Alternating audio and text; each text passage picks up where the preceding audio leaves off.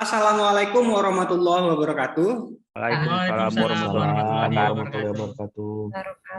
Ya, pada kesempatan kali ini kami akan membawakan satu podcast. Podcast ini talk show sifatnya ya. Jadi saya akan tanya jawab kepada teman-teman sekaliannya. Tapi sebelum saya tanya-tanya, ini ada beberapa narasumber yang akan saya perkenalkan. Pertama ada Ibu Asri. Perkenalkan, saya Astri dari KKP kelas 1 Batam. Kemudian ada Bapak Hendra.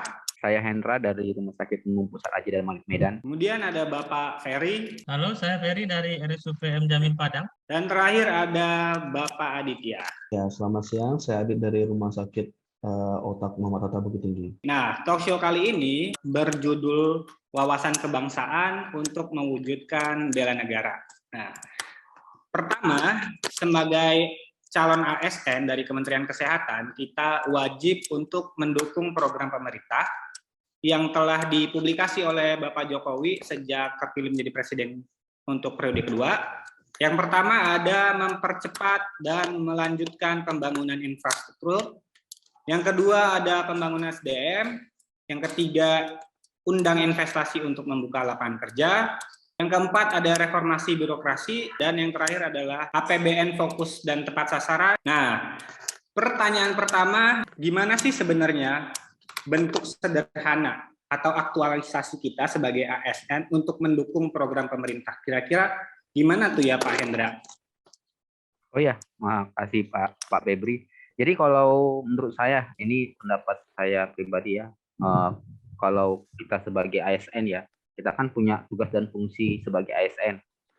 Salah satunya itu adalah termasuk pelayan publik ya, di mana kita memang harus melayani dengan sepenuh hati. Nah, namun nggak cuma dengan itu kita bisa mendukung program pemerintah sebenarnya. Andainya kita memang adalah masyarakat umum, kita bisa mendukung program pemerintah misalkan dengan cara mendukung produk-produk dalam negeri, ya, baik mengembangkan, baik memiliki atau membeli produk-produk dalam negeri. Intinya cinta produk dalam negeri. Nah, kalau kita sebagai ASN sendiri, intinya kita adalah mendukung kebijakan pemerintah dan coba untuk melakukan sebaik mungkin dalam melayani masyarakat. Mungkin itu dari saya. Pak Hendra, emang udah pakai produk dalam negeri apa aja ya Pak kira-kira? Kalau untuk produk dalam negeri ya, kalau sehari-hari biasanya saya baju itu saya memang beli dari UMKM ya, UMKM masyarakat Indonesia, termasuk sepatu dan yang lainnya. Mungkin itu sih. Mantap, ini berarti aktualisasi nilai bela negara ini udah diterapkan ini sama Bapak Hendra ya di kehidupan sehari-hari. Kalau untuk Ibu Asri gimana kira-kira selain mendukung program pemerintah dengan cara membeli produk-produk UMKM, kira-kira apa lagi ya Bu? Selain itu, kita juga bisa bekerja sebagai pelayan publik dengan sebaik mungkin. Karena di sini kan fungsi kita sebagai ASN kan adalah pelayan ya. Jadi di sini kita harus memberikan pelayanan yang terbaik untuk masyarakat supaya kita bisa memberikan manfaat untuk orang-orang. Kalau menurut saya sih di situ. Kalau ngomong-ngomong soal pelayanan, kira-kira Ibu Asri di KKP Batam itu pelayanan publik seperti apa tuh di KKP Batam? Kalau untuk KKP Batam sendiri, Pak, di sini kita punya klinik yang melayani masyarakat umum dan juga agen-agen. Di sini kalau untuk masyarakat umum kita buka pelayanan vaksinasi, yaitu vaksinasi untuk meningitis, terutama bagi para calon-calon jemaah haji ataupun bagi masyarakat yang akan pergi umroh. Dan kita juga sebagai calon ASN harus bisa mengaplikasikan nilai-nilai berakhlak ya Pak, seperti yang sudah kita pelajari di CPNS ini sebelumnya. Nah, ngomong-ngomong soal visi pemerintah yang kita highlight adalah mempercepat dan melanjutkan pembangunan infrastruktur. Salah satunya dalam UMKM, yang tadi udah di-mention sama Bapak Hendra. Kira-kira apalagi ya wujud nyata untuk kita sebagai calon ASN atau masyarakat untuk bisa mendukung produk-produk dalam negeri. Kira-kira apa tuh Pak Ferry? kalau menurut saya banyak hal yang bisa kita lakukan Pak Febri. Seperti yang disebutkan tadi sama Pak Hendra, mencintai produk dalam negeri itu bukan hanya sekedar membelinya, ya, bukan hanya sekedar membelinya, kan tetapi kita juga sebagai ASN juga sebaiknya memperhatikan di bidang investasi mengenai ini bagaimana pengembangan dari UMKM ini sendiri. Keterbatasan kita selama ini kan dari segi modal. Nah, dari segi modal, mungkin kita sebagai ASN nanti ya selain sebagai ASN juga mempertimbangkan juga bagaimana nasib-nasib selainnya kita harus beli dari mereka, juga mikirin nih, ini mereka investasi dari mana ya? Untuk ASN mungkin dari segi pembiayaan sudah sama-sama tahu ya, kita bukan pemodal besar gitu ya, cuman kita bisa memanfaatkan bidang kita seperti kesehatan, kita bisa kasih penyuluhan, ya kan, kita bisa kasih penyuluhan agar lebih higienis produknya, bagaimana dia mempackingnya, kalau dari produksi makanan seperti itu kan, kalau kita di Sumatera Barat itu kebanyakan makanan seperti kerupuk, sanja udah pernah makan? Keripik ya Pak? Keripik samba itu udah pernah coba? Oh, Iya, mantap kali ya. pernah. Pak Mantap, Aditya ini mantap. bosnya kerupuk nih dari Bukit Tinggi ya kan. Jadi seperti itu. Kita ya investasi hanya tidak sekedar uang ya, cuman bagaimana kita mengimprove atau meningkatkan nilai-nilai jual dari UMKM yang telah ada. Mungkin seperti itu pendapat saya, Pak Febri. Iya, benar sekali ya. Jadi setuju sekali sama Pak Ferry bahwa wujud nyata untuk mendukung produk dalam negeri itu sebagai kita calon ASN di bawah Kementerian Kesehatan harus mendukung mungkin dalam segi higienitas, atau kalau saya sendiri sebagai dosen bisa melakukan penelitian yang terkait UMKM, kemudian aktualisasi untuk mewujudkan di masyarakat supaya masyarakat bisa mengaktualisasikan penelitian saya sebagai UMKM. Kemudian kira-kira Pak Ferry, kan sekarang ini tuh banyak ya anak-anak muda itu pakai baju-baju atau barang-barang yang branded. Kemudian banyak sekali yang bisa kita lihat kalau di pasar-pasar, banyak orang yang menduplikasi seperti merek-merek ternama seperti misalnya Gucci, Chanel di daster-daster. Nah, itu kan kelihatan kalau ternyata masyarakat Indonesia banyak yang kurang percaya diri nih menggunakan UMKM. Nah, gimana ya caranya Pak Ferry untuk menurunkan persepsi masyarakat bahwa merek-merek dalam negeri ini nggak kalah keren loh daripada yang di luar negeri? Sebenarnya kalau mau jujur, merek kita memang nggak kalah keren, ya. Kualitas kita memang nggak kalah keren. Jadi seperti ya saya paling suka menggunakan pengrajin sepatu ya. Pengrajin sepatu kita cukup bagus ketimbang kita harus membeli dari luar. Dan jaminannya kita masih bisa dapat servis, walaupun rusak kita balik lagi dia bisa perbaiki. Seperti itu keunggulan kalau produk yang diproduksi dalam negeri atau UMKM seperti itu kan. Jadi sepertinya kita kurang iklan ya, kurang promosi, sehingga nggak tahu, oh ada ternyata seperti itu, oh keren ternyata. Nah, seperti itu kan. Memang ya nggak salah juga sih orang pengen branded ya.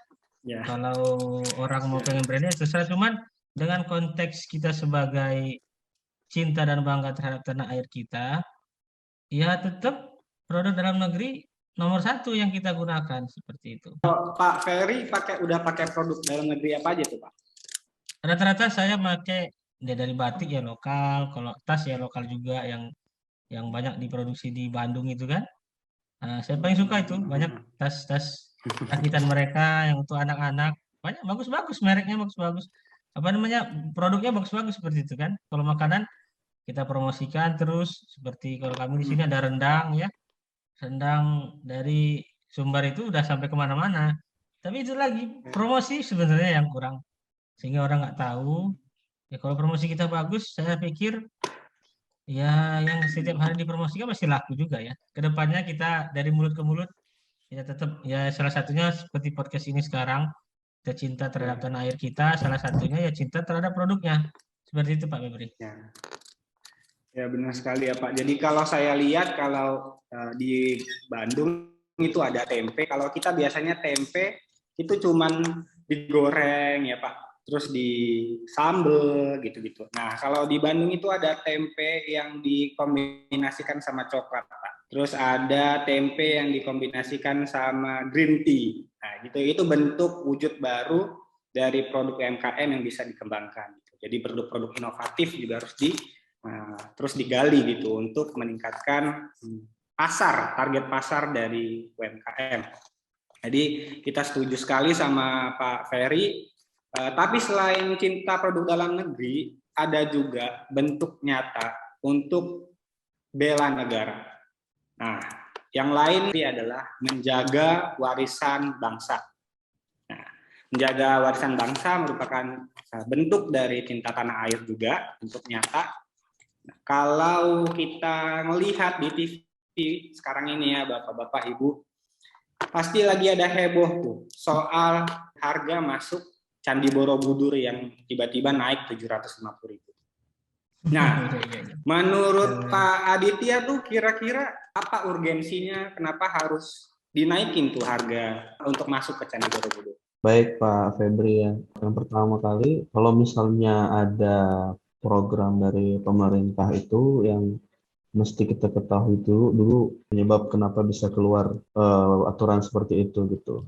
Jadi salah satu tujuannya yang telah disampaikan oleh Bapak Menteri kita adalah untuk menjaga kelestarian dan merawat bangunan dari Candi Borobudur itu sendiri gitu ya. Karena kita tahu Candi Borobudur itu salah satu 7 dari keajaiban dunia ya, dan UNESCO sendiri atau salah satu dari badan PBB sendiri sudah mencagarkan Borobudur sebagai warisan dunia juga gitu. Nah, dan kemudian ternyata ada penyebabnya nih, kenapa bisa sampai semahal itu mungkin ya bagi mayoritas masyarakat Indonesia gitu ya. Karena ternyata dalam beberapa kurun waktu terakhir ini, kalau yang saya tidak salah baca ya di beberapa media itu, bahkan candi kita itu sedang mengalami penurunan permukaan bangunan gitu. Jadi sudah semakin turun gitu posisi candinya dibandingkan dengan posisinya semula gitu ya. Dan salah satu tujuan pemerintah adalah mengurangi pembeludakan wisatawan dari domestik ya, karena penyebab dari turunnya permukaan candi itu sendiri adalah jumlah wisatawan yang terlalu membludak gitu. Kemudian masalah kebersihan juga nih Pak Febri nih. Ini memang salah satu budaya dari kita akui dari masyarakat Indonesia sendiri masih belum terorganisir dengan baik ya, masih belum dipegang sebagai adab sehari-hari gitu. Jadi masih banyak ditemukannya sampah gitu ya di sekitar kawasan candi. Kemudian belum ada lagi tangan-tangan jahil, entah melakukan mungkin nggak kerusakan signifikan ya, tapi tetap saja ada tangan-tangan jahil yang berusaha yang tanpa sengaja atau tidak disadari untuk merusak sedikit keindahan dari Candi Borobudur itu tadi gitu. Jadi mungkin tujuan dari pemerintah yang pertama mengurangi jumlah penjaga Candi Borobudur ini sebagai warisan dunia ya, tidak cuma warisan bangsa kita aja, sehingga untuk perawatan dan maintenance candi ini juga terjaga. Lalu mungkin juga akan dimanfaatkan sebagai promosi Candi Borobudur ini untuk ke depannya begitu, untuk ke luar negeri atau internasional begitu saya rasa Pak Febri. Iya, jadi sepertinya masyarakat Indonesia ada misinformasi gitu ya Pak, mengenai sebab musabab kenapa dinaikkan jadi 750.000. Oke lah, kita udah ngebahas panjang lebar soal cara mendukung program pemerintah, cara mewujudkan bela negara dengan membeli produk dalam negeri, menjaga warisan bangsa. Sekian dari kami, CPNS Latsar golongan 3, kelompok 2, angkatan pertama. Semoga teman-teman semuanya bisa mengambil hikmah dari video kami. Jangan lupa like, karena like kalian membantu kami mendapat nilai. Itu yang paling penting. Oke, terima kasih. Assalamualaikum warahmatullahi wabarakatuh. Waalaikumsalam. Waalaikumsalam warahmatullahi wabarakatuh.